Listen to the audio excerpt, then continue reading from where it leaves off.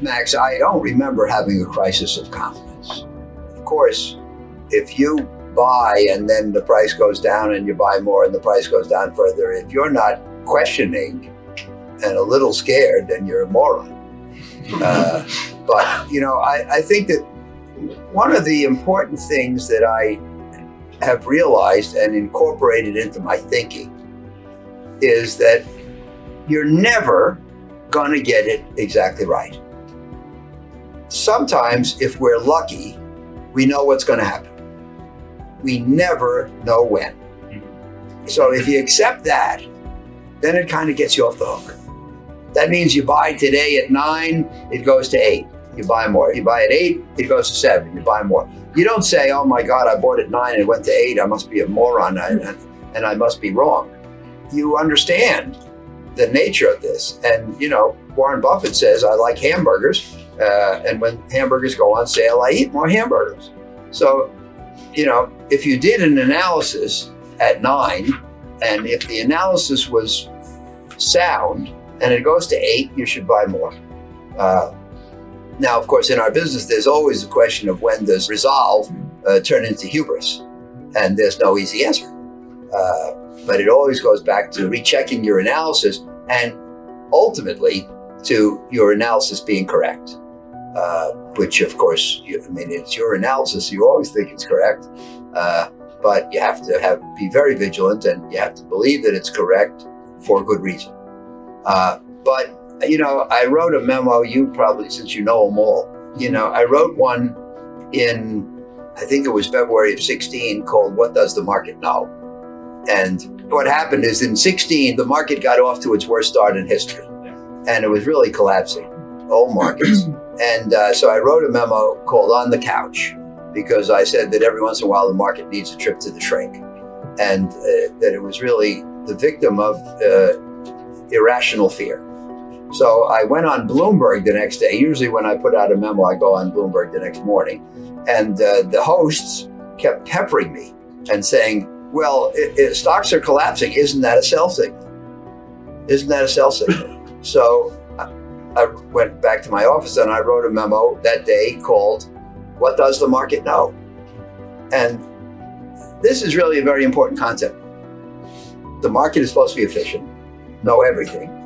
We know it doesn't know everything.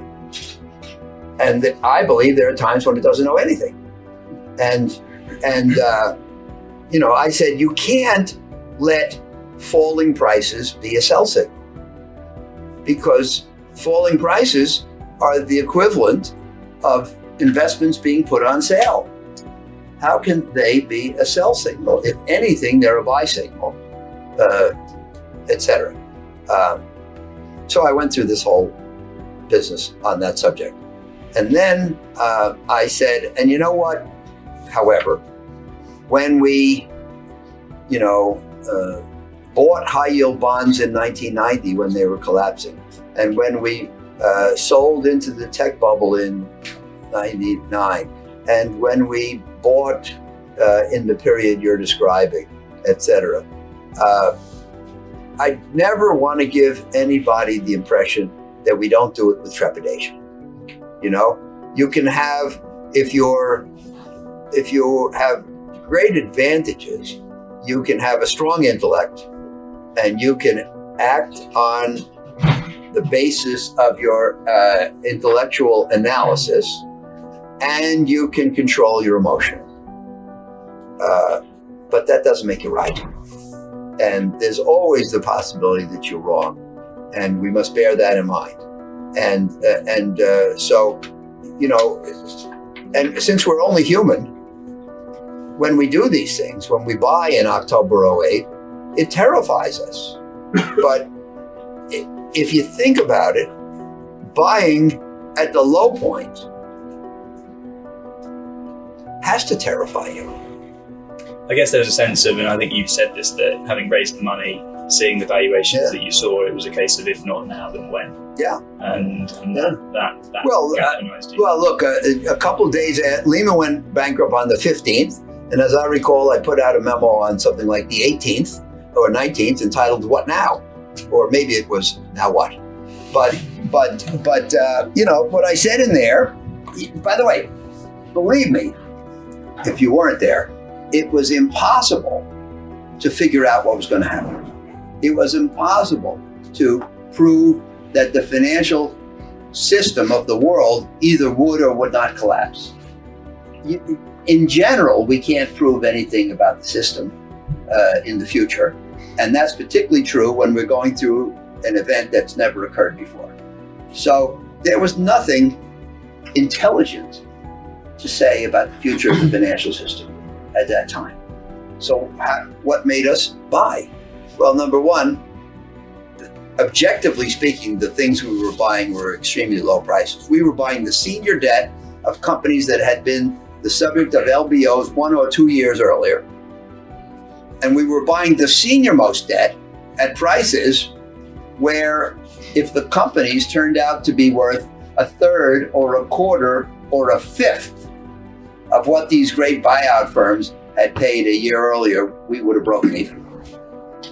And we figured out, well, and you know who I'm talking about, but we said, well, sometimes, like when you go to buy a car, you negotiate with the car salesman. You know, you say, well, yeah, I probably could have gotten another 5% off, right? Do you negotiate car prices in this country? Okay, good. So sometimes you come away and you say, I probably could have gotten another 5% off. But did you ever say, well, I probably paid too high by a factor of 4? You know, I bought that car for $60,000. If I'd only negotiated a little, I probably could have paid 15. You know, so similarly, we concluded that the great private equity firms who had done all that due diligence probably did not overpay by a factor of 3, 4, or 5. But then the other thing is, we reached the conclusion that what I wrote is, if we buy today and the financial system falls apart, doesn't matter what we did. But if we don't buy and the financial system doesn't fall apart, then we didn't do our job. So we should buy. And that's about as profound as it got.